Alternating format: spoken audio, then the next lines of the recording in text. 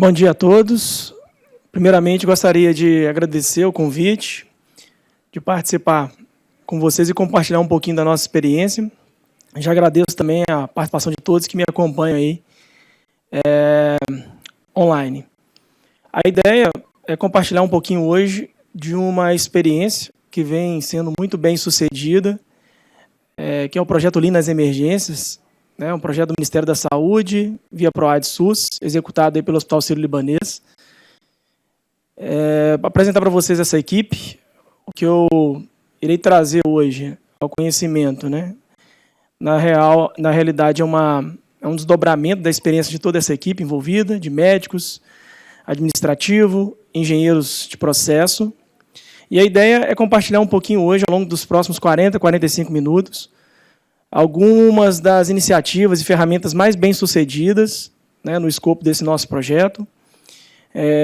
Experiência que já foi tangibilizada em quase 60 hospitais, no momento, em operação, em mais 40 hospitais espalhados aí por 18 estados brasileiros.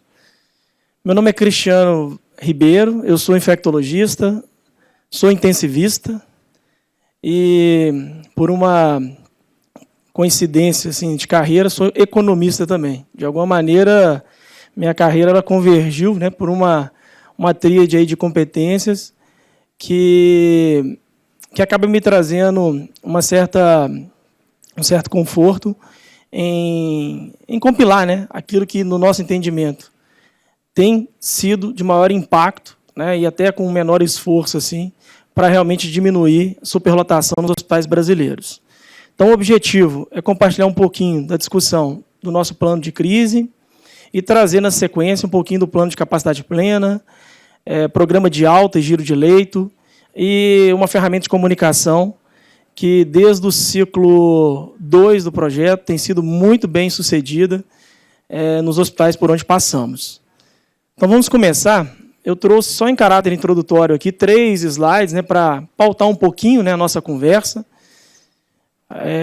Eu acho que meio que tem sido consenso entre os países que estão enfrentando o problema no momento, a dificuldade do sistema de saúde como um todo de lidar com esse aumento de demanda vivido aí nos últimos meses. Então, até trouxe, de maneira bem simbólica, os campos ali de um atestado de óbito, obviamente, sem deixar de lado a sensibilidade no nível individual de mortalidade, mas grande parte dos indivíduos evoluindo para óbito devido ao colapso do sistema de saúde, que se encontra superlotado.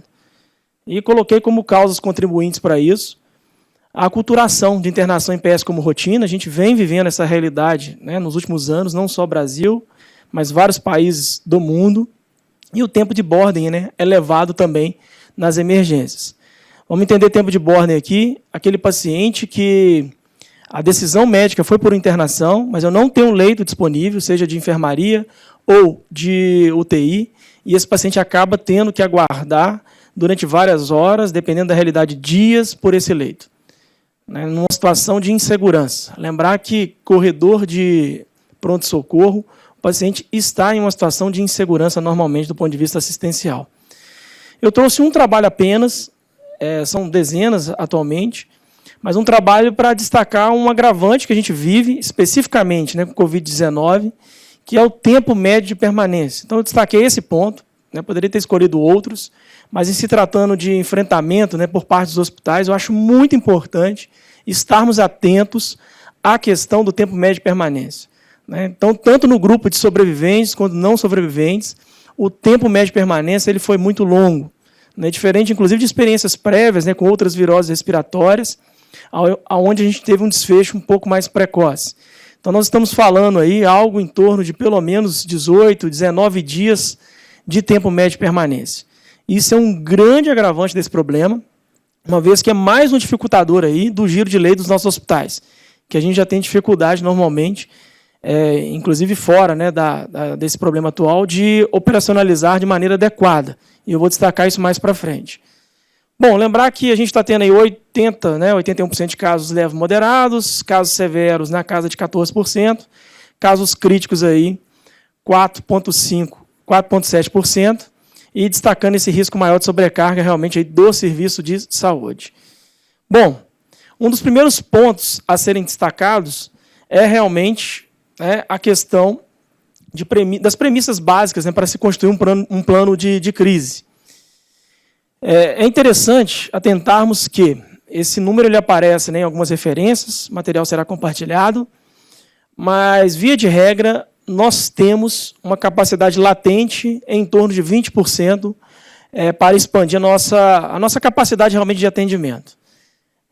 Dependendo do município, o hospital, isso vai variar um pouquinho, mas é em torno de 20%. Então, vamos pegar como exemplo um hospital, um município com 400 leitos hospitalares, em tese, em teoria, ele tem uma elasticidade, né, de aumentar aí algo em torno de 80 leitos, incluindo aí leitos, né, em pronto-socorro, enfim, em pronto atendimento. Qual que é o ponto, né, frente a esse dado? A grande questão é que nos deparamos, né, especialmente na realidade brasileira, com esses 20% já ocupados, né, já de partida. Nosso baseline já ocupa esses 20% normalmente, pelo menos em grande parte dos hospitais. Então, a nossa partida para essa história começa já com a gente tendo ocupado essa potencial elasticidade aí dos hospitais.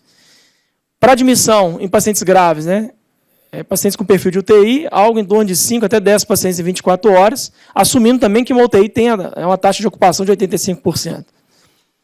Lógico que a gente tem que conhecer essa quantidade de respiradores, né, que estão disponíveis e tudo, mas, enfim, é algo em torno disso. E a gente tem utilizado como base de cálculo mesmo uma taxa de conversão, né, do Covid-19 de quase 20%. Ou seja, basicamente, de cada 100 pacientes atendidos, é bem provável que 18, 19 pacientes aí, a decisão médica seja por internação. Definimos inicialmente, né, como nível, até para orientar, né, a mudança, né, o acionamento dos gatilhos, né, nível 1 e nível 2. Então, nível 1, necessidade de expansão momentânea do serviço, mas utilizando ainda recursos próprios. E o nível 2, avaliar a necessidade de expansão momentânea do serviço, mas aí seria necessário já recursos externos, né, de terceiros, enfim, ou adicionais. Teoricamente, acionamento de nível 1, transmissão sustentada, né, status atual nosso, inclusive, que implica, né, em estarmos já preparados para a instalação de comitê de crise intra-hospitalar, uma implementação de estratégia mais ativa de comunicação, né, ressalta a importância desse item, comunicação assertiva, proativa, normalmente é mais bem sucedida do que ser demandado pela mídia, pela comunidade em geral. Atendimento de procedimentos cirúrgicos, adiamento, né, melhor dizendo, de procedimentos cirúrgicos eletivos, direcionamento aí de pacientes de baixo risco clínico para unidade de menor complexidade, ampliação da referência hospitalar, redução do tempo médio de permanência, ampliar, quando possível, áreas de internação e ainda, obviamente, avaliar quadros de recursos humanos. Não esquecermos, né, da nossa tríade, né, de crise e de atendimento de múltiplas vítimas, catástrofe, que são os 3 S. Tem que andar junto em qualquer plano de ação, né? Então, equipe, equipamento e espaço. Equipe, equipamento e espaço. O tempo inteiro, esses 3 itens devem permear as nossas discussões. E o nível 2, partindo do princípio que os hospitais, né, já utilizaram essa capacidade, né, de 20% pré-existente, quando passaríamos a considerar, né, ampliação a partir de recursos externos, né, eventualmente até compra de leis de internação e procedimentos em hospitais privados, hospital de campanha e assim por diante. Não podemos subestimar aí, né, a questão da progressão geométrica, né, como que esse gatilho ele vira rapidamente, né, será provavelmente dias que a gente fará realmente essa virada, né, essa virada rápida. Nosso trabalho, inclusive, nas últimas semanas, especificamente desse time Lean nas emergências, foi muito focado, além da construção do plano de crise, focado em realmente esvaziamento dos hospitais. Nosso principal objetivo é realmente devolver, e tem sido devolver, a capacidade, novamente, de expansão desses 20%, desses hospitais por onde estamos atuando em conjunto com as equipes locais. Então, é muito, muito importante destacar isso, esse foco, né, de esvaziamento dos hospitais, para exatamente termos novamente essa capacidade de expansão. Bom, em relação à constituição do comitê de crise, né, do hospital, é interessante, vou falar bem claramente, né, o conceito de que o comitê de crise ele passa temporariamente a ser o dono do hospital. Né? Todas as ações e tomadas de decisão, elas devem ficar concentradas nesse comitê de crise. Nessa semana mesmo, tive a oportunidade de visitar alguns hospitais, ontem especificamente, e ainda noto que existe uma certa divergência em relação a isso. Comitês separados, às vezes staff muito grande, né, 30, 36 pessoas, e esse não é o modo adequado de funcionamento de um comitê de crise.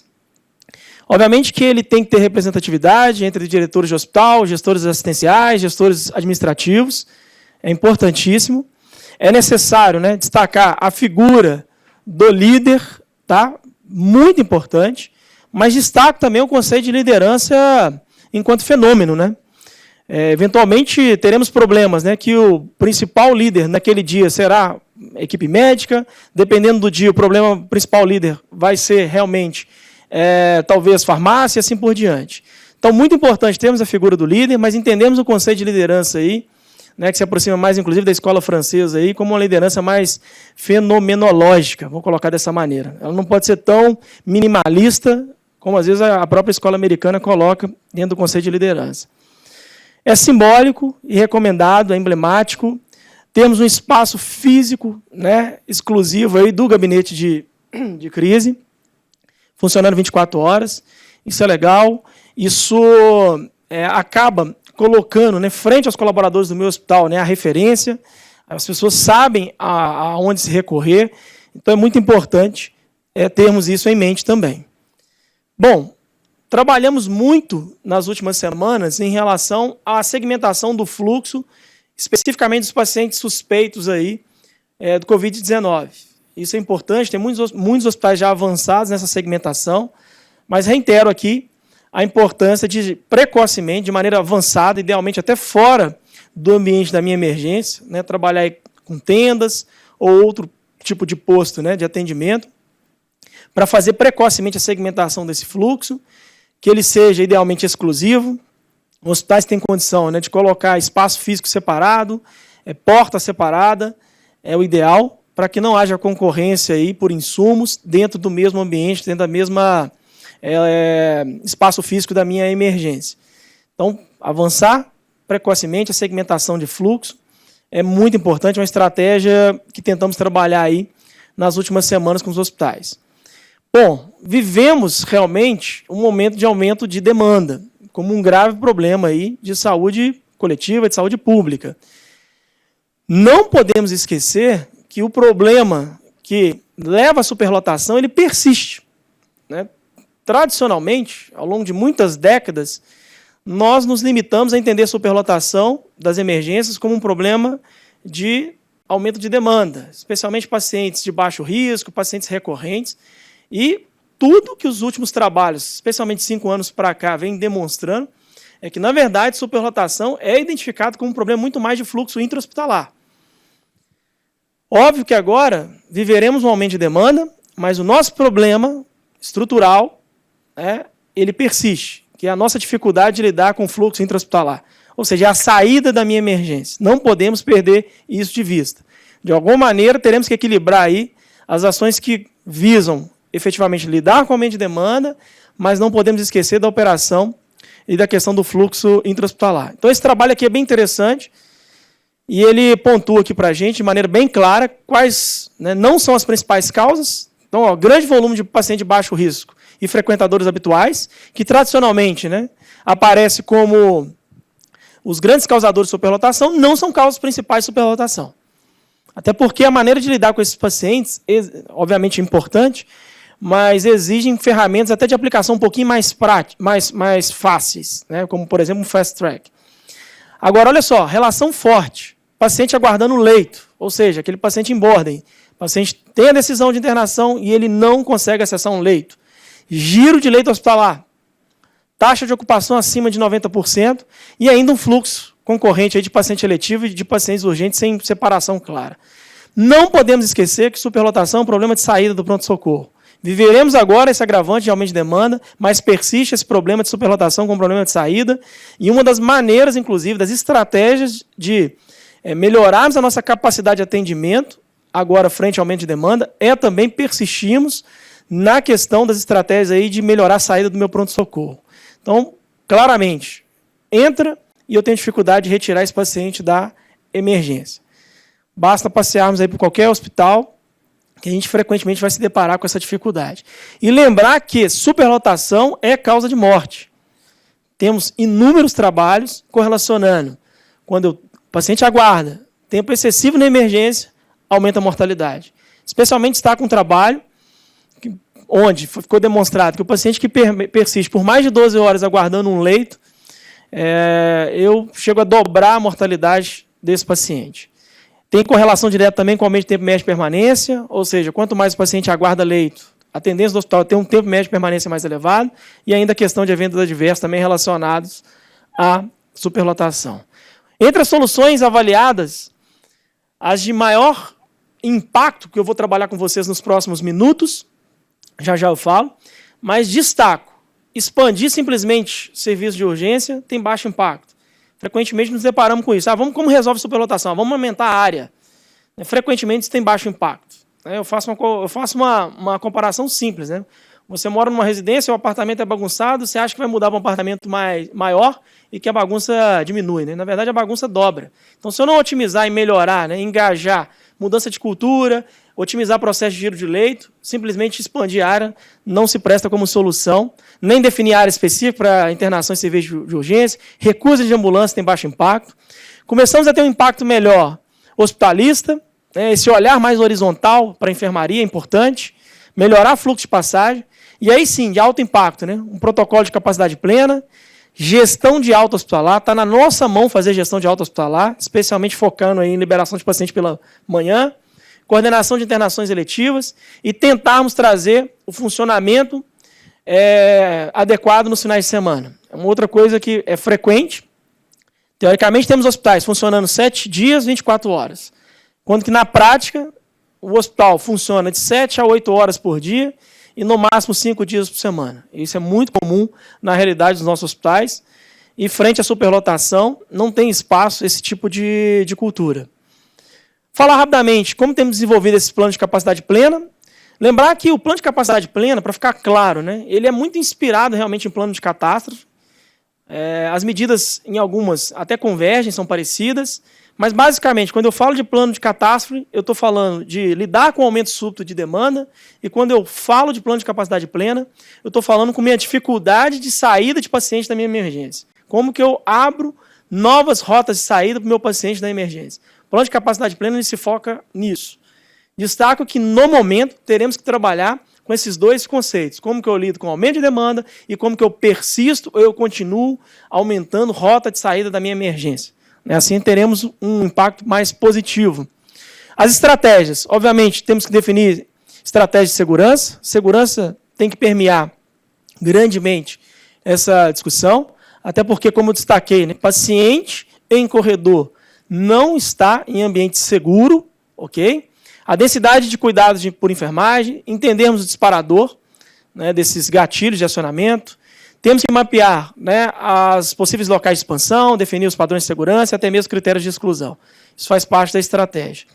Destaque que temos bastante material na própria comunidade do Linas Emergência e nos colocamos assim à disposição. Estamos funcionando com uma área inclusive, focada, especial, né, para o Covid-19, e estamos à disposição para interagir, eventualmente, com os hospitais que tiverem interesse em aprofundar, obviamente, em cada uma dessas estratégias.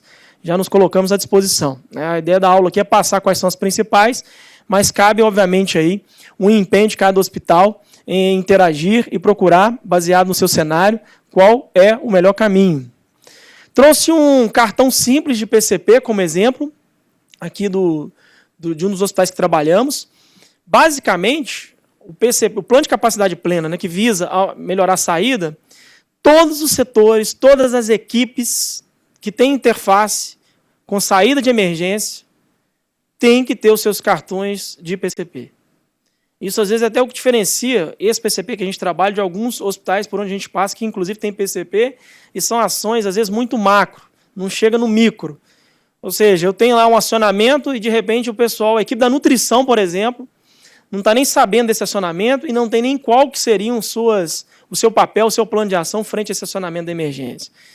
Nosso PCP ele visa levar o problema da emergência como um problema do hospital. Reitero a importância disso. A dor da emergência tem que ser a dor do hospital. Todos os setores que impactam têm que ser implicados em acionamento de plano de capacidade plena. Isso é fundamental. A gente pensa muito em sistema puxado. As alas, enfermarias, UTIs, puxam o paciente da emergência. Quando atualmente a gente tem muito mais um sistema que a emergência tenta empurrar esse paciente para os setores de destino. Então, só para destacar um exemplo, peguei aqui o núcleo interno de regulação, temos aí muito material disso, podemos compartilhar. É interessante discutir qual que é a rotina, isso é fundamental, pessoal. Muitas vezes não temos nem claro qual que é a rotina desses setores. O que o meu núcleo interno de regulação, assumindo que eu estou no funcionamento de rotina, tem como ação diária. Então está aí identificado, os itens. Não vou ler todos em detalhes, mas tem lá 7 itens que é rotina. Cheguei no meu trabalho, no meu turno, eu cumpro essa rotina. A partir de acionamento, temos utilizado muito aí como gatilho, paciente em border, internado em emergência. Além da minha rotina, quais são as ações que eu incorporo no nível 1? Então, eu incorporo mais 2 ações. E assim sucessivamente. Nível 2, persiste minhas ações de rotina, intensificadas, incorporo as ações de nível 1 e adiciono ações de nível 2, até chegar, eventualmente, aí no nível 3, que é o nosso pior nível aí, que se aproxima muito realmente de catástrofe. Bom, cada setor, cada profissional tem que saber quais são os seus cartões, o como fazer cada ação tem que estar muito clara, se precisar ter um documento em anexo, de forma que, a partir do acionamento, cada um não precisa nem de comunicação,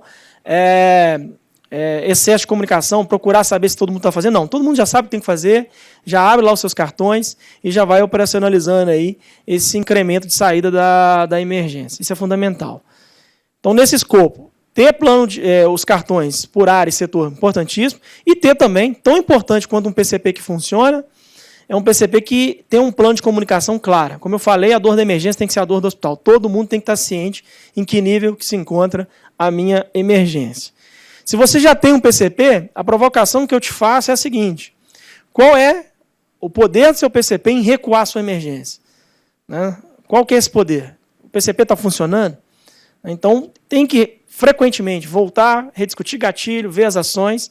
PCP é uma ferramenta poderosa de esvaziamento de emergência. E se no seu hospital não está sendo, tem que se realmente reavaliar como está sendo esse PCP. Isso é fundamental. É claro, tem que ter claro um antes e um pós-acionamento. Às vezes nos deparamos com hospitais que estão há 3, 4 semanas em nível 3, nível 2 de PCP. Isso é um alerta claro de que o PCP precisa de ser revisto. Alguma coisa não está funcionando no PCP, senão acaba virando uma rotina. Okay?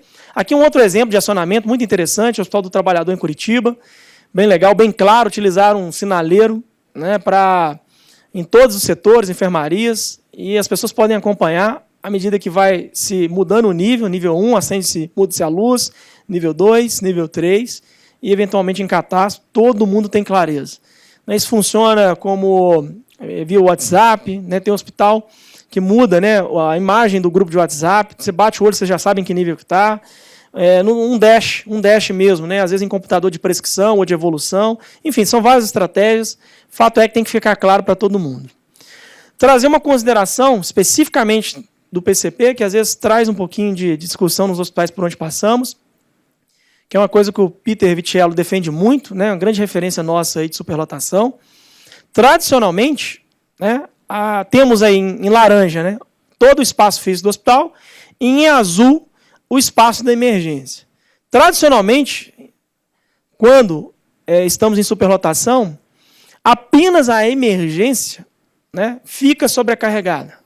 A reflexão que a gente traz é qual dessas áreas tem maior capacidade de expansão. A emergência em azul ou o hospital inteiro engajado aí em se expandir para contribuir um pouco com a superlotação da emergência. Distribuir carga de trabalho. Então, tradicionalmente, a gente é acostumado a emergência superlotada e as minhas enfermarias e UTIs funcionando na sua rotina normalmente. Como eu falei, eu tenho um setor sobrecarregado que acaba não impactando tradicionalmente no restante do hospital. O que seria mais interessante, mais justo de pensarmos?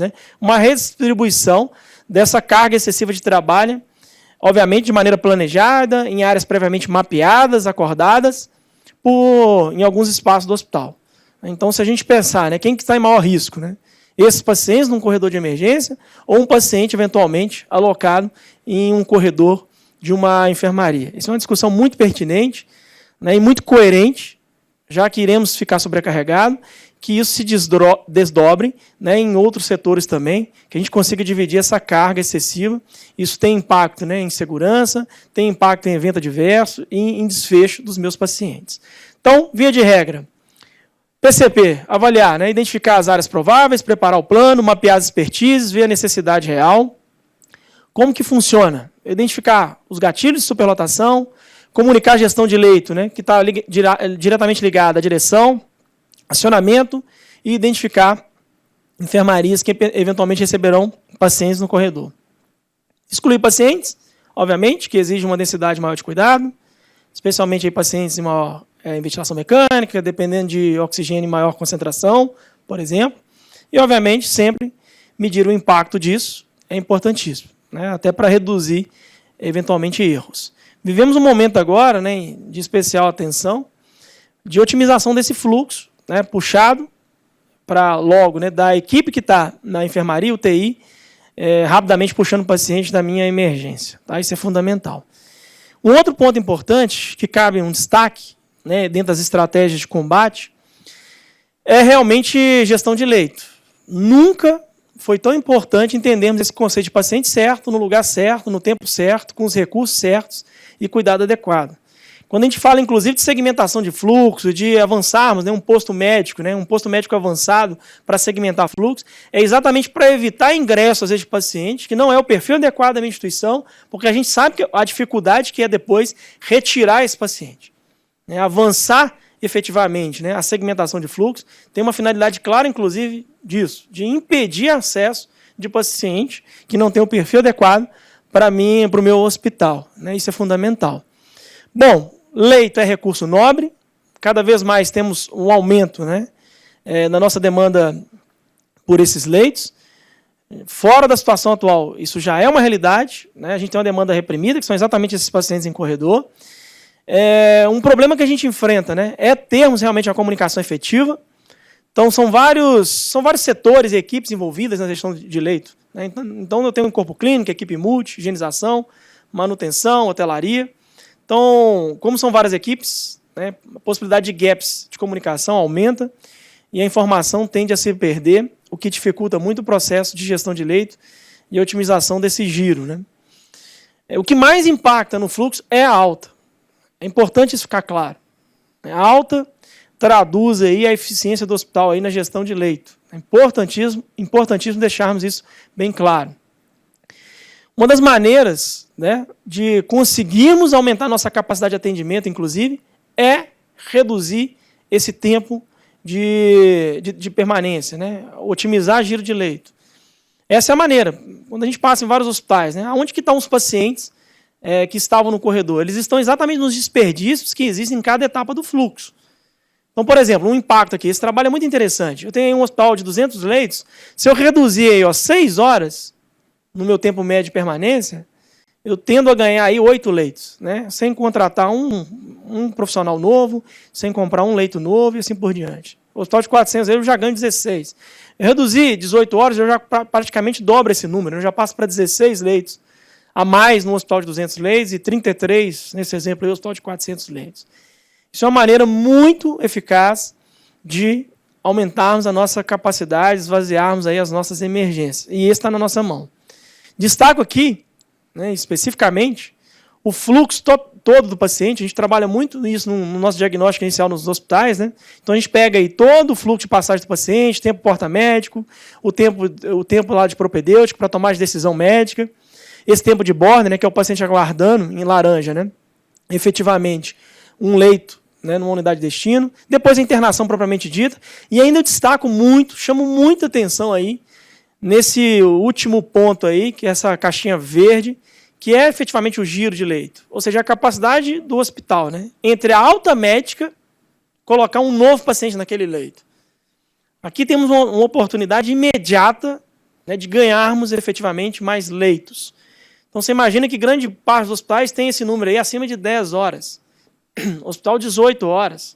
Já chegamos a pegar o hospital que tem 20 horas, só nesse ponto aí, verde. O que é isso? Eu dei alta no paciente A e o paciente B ocupou esse leito após 10, 20 horas. Não vamos subestimar o poder, tá, agregado aí de redução nesse tempo, né, o poder que a redução nesse tempo pode gerar efetivamente em trazer novos leitos. Uma conta rápida que vocês podem fazer. Pensa num hospital que tem 20 leitos e que esse processo demora 10 horas. Pensa você reduzir isso pela metade, né? Reduzir isso em 5 horas. Eu estou ganhando aí 20 altas vezes 5 horas por dia de leito, né? Faz aí em 365 dias quantos leitos em operação a mais nós teremos, basicamente mexendo nessa caixinha do giro de leito aí final aí, entre a alta do paciente e a ocupação desse leito.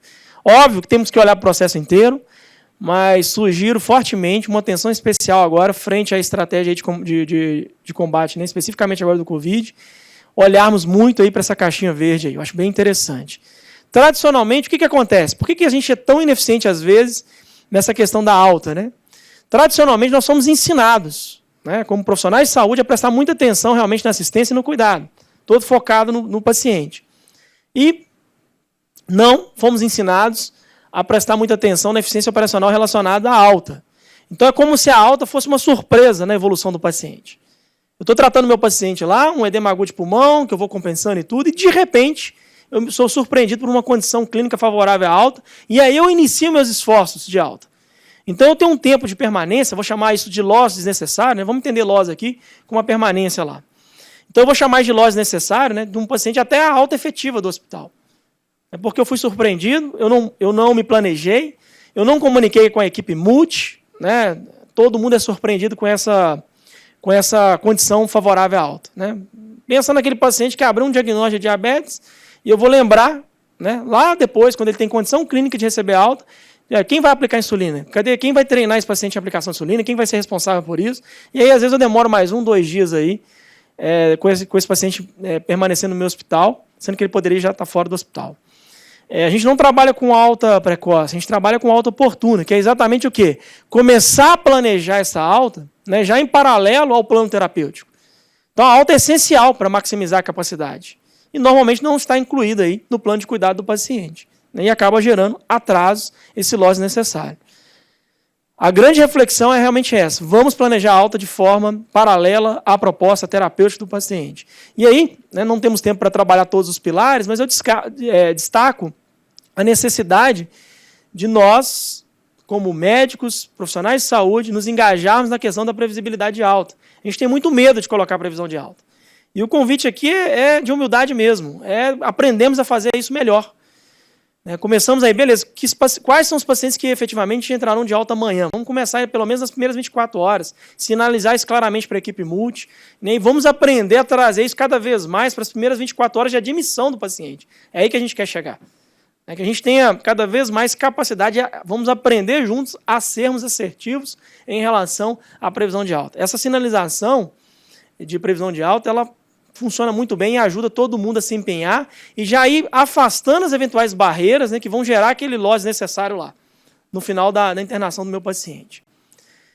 Existe uma correlação importante, né, de alta pela manhã, também, né, em relação à superlotação. Então, vê se não funciona normalmente assim. Normalmente, a gente já tem uma taxa, né, de solicitação crescente, do meio da manhã para o final da manhã, já início da tarde, nas minhas emergências, e eu efetivamente tenho as altas no fim do dia acontecendo. Então, eu começo a movimentar meus pacientes só no fim do dia. O que a gente quer aqui? Trazer alta pela manhã, idealmente antes das 10, idealmente antes das 9 da manhã. É outra coisa que fomos ensinados errado e frequentemente ensinamos errado para os nossos residentes. Não tenho vergonha de falar que até 2 anos e meio atrás fazia isso frequentemente errado. Falava com o residente para não priorizar a alta, por exemplo. Tradicionalmente, corria o leito, 20 pacientes, 10 pacientes, que seja. Já falava, o senhor vai receber alta, mas papelada só depois do almoço, ou só mais tarde. Já tive residente sendo liberado para ambulatório para fazer processo de alta no final do dia. Fui ensinado assim durante muito tempo, ensinei dessa maneira. Sendo que isso não funciona. Essa conveniência, artificial, pessoal, ela não tem espaço mais no giro de leito. A alta tem que acontecer pela manhã, como atividade prioritária. A rigor, cheguei para iniciar o turno. Começo por eventuais intercorrências, não havendo prioridade alta, para que quando a emergência começar a demandar a internação, esses leitos efetivamente já estejam disponíveis para a minha emergência. Então, previsão de alta, identificação das necessidades pós-alta, preparação proativa para a alta é fundamental. Então, eu diminuo, né, aqui otimizando, o meu loss, aquele gap ali em vermelho, ele fica menor, meu loss desnecessário. Consigo melhorar ainda mais esse gapzinho ali, esse loss desnecessário? Consigo com estratégia de sala de alta. Obviamente que temos que discutir, né, quais perfil de paciente que vai para esse espaço, mas está aí uma estratégia, uma ferramenta que muitos hospitais têm capacidade de implantar rapidamente.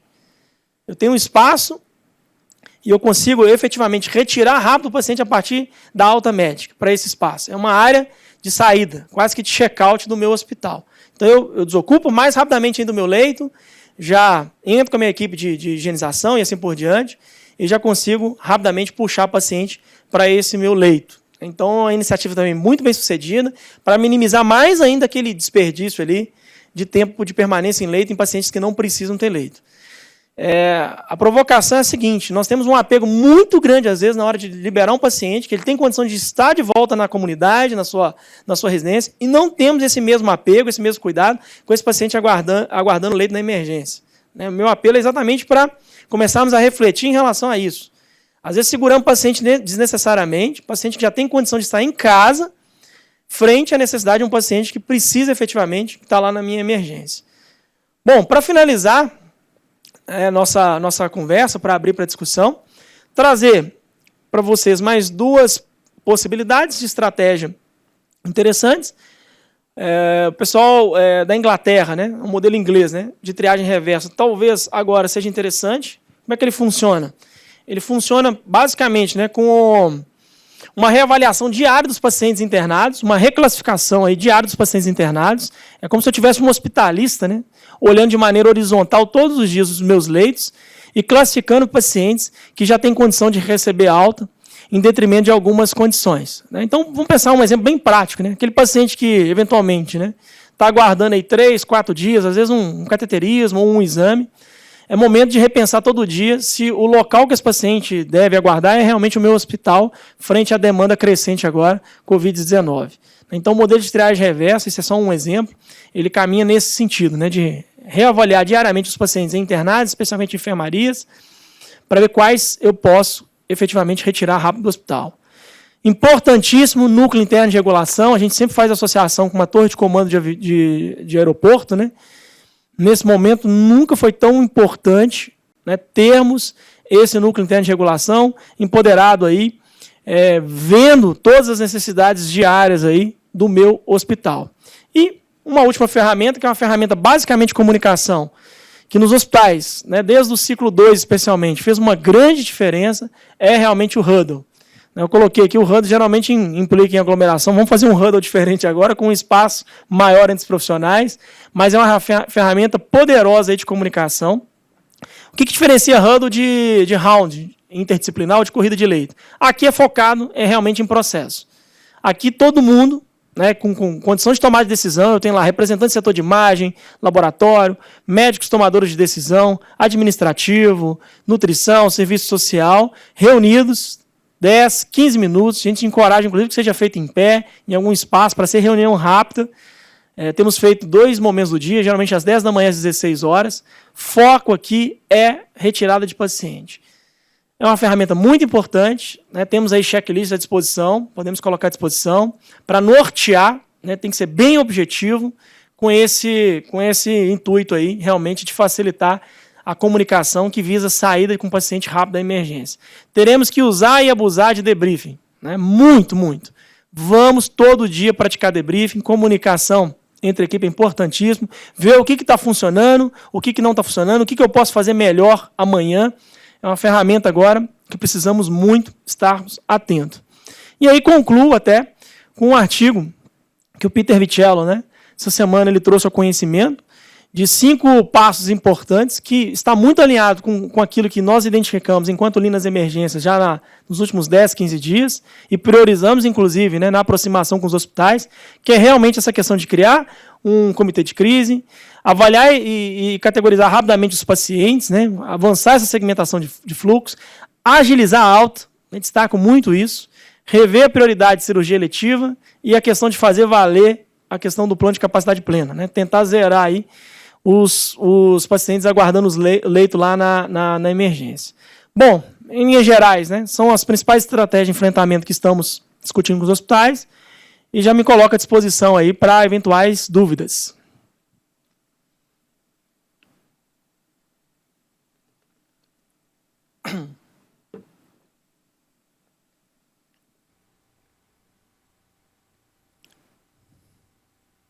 Bom, se não houver dúvidas, destaco, né, o nosso portal, a comunidade Linha nas Emergências, com um espaço agora dedicado, exclusivo, ao Covid-19.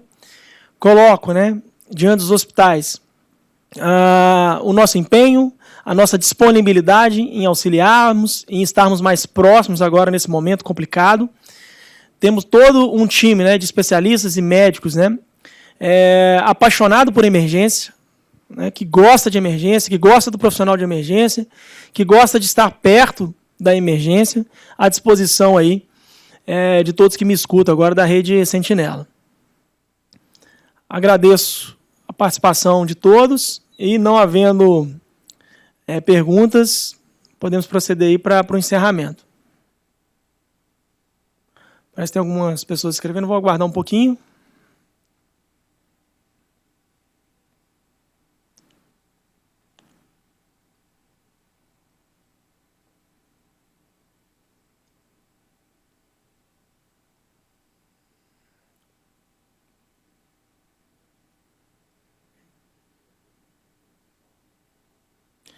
Estou me orientando aqui. Quem tiver por videoconferência, é só abrir meu microfone e perguntar.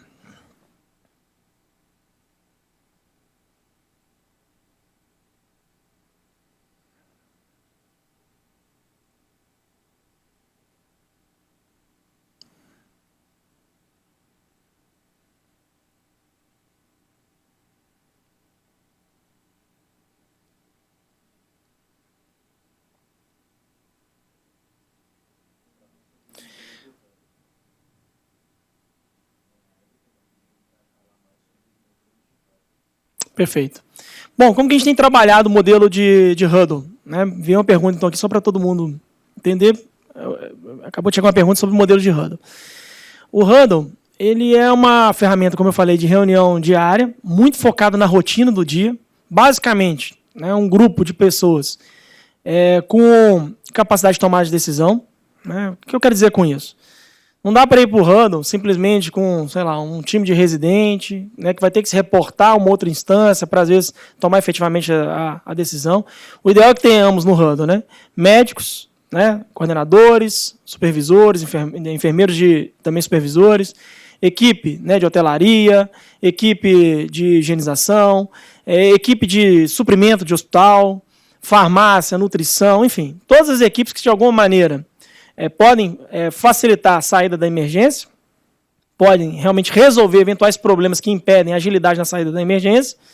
O modelo que a gente vem proposto, né, é um modelo americano, de reunião realmente rápida, geralmente em pé, 15 minutinhos, guiada por um checklist, exatamente para não ter dispersão, né, de foco. Esse checklist a gente costuma trabalhar, né, dentro de cada hospital e fazer ajustes de acordo com a realidade dentro de cada hospital. Mas a gente tem alguns modelos que a gente pode compartilhar com vocês já para inspirar aí na execução disso. Então, através desse checklist, né, alguém vai puxando as perguntas importantes daquele dia com foco aí em retirada de paciente da minha emergência. Então, o foco é basicamente hoje, né, qual que é a minha demanda, qual que já é a minha capacidade de partida para atender essa demanda, o que eu posso fazer para melhorar essa capacidade, né, para agilizar o processo de saída de pacientes das enfermarias, UTIs, para eu puxar paciente da minha emergência e assim por diante. Então, o formato que a gente tem utilizado é basicamente esse. Reuniões pequenas, guiadas por um checklist, um plano de ação focado no dia, obviamente, para guiar e orientar as pessoas. Muito importante, né? Apareceu o problema, O ideal é que o responsável já saia do huddle sabendo que o foco é resolver aquele problema para, como eu disse, otimizar a saída do paciente.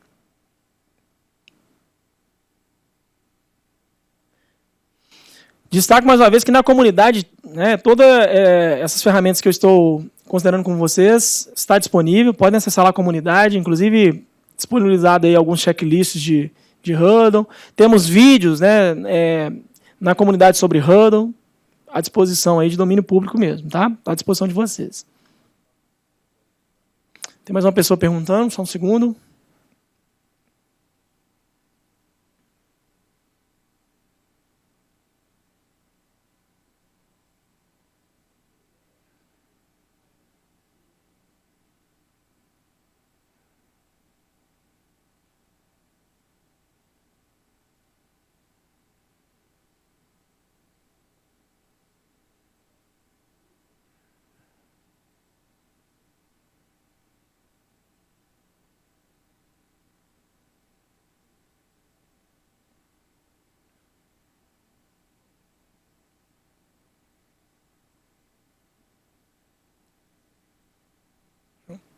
Bom, vou agradecer então a participação de todos. Como disse, nos mantemos à disposição. Bom dia, forte abraço.